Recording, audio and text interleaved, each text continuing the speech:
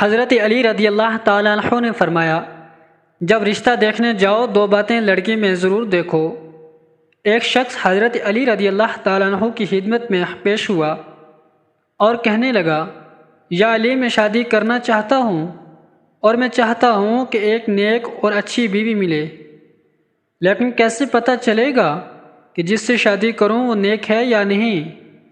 تو حضرت علی رضی اللہ تعالیٰ عنہ نے فرمانے لگے، اے شخص، جب تم رشتہ دیکھنے جاؤ تو پہلے یہ دیکھو کہ وہ اپنے سے بڑوں اور اپنے ماں باپ کا احترام کرتی ہے کہ نہیں۔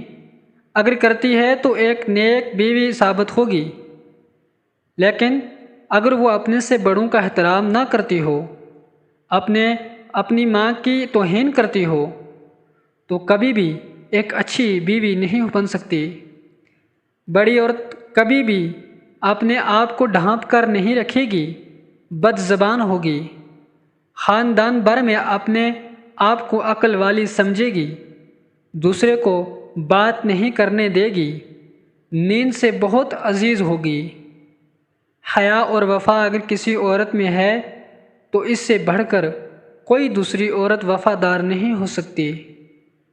اسلام کے اصولوں کی پابند ایک مسلمان عورت کو نزاکت، مضبوطی اور ایماد کی بہترین مثال بنا دیتی ہے۔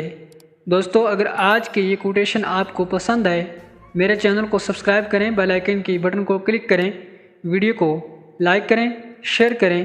آج کی ویڈیو سے ہمیں دیجیے اجازت۔ اللہ حافظ۔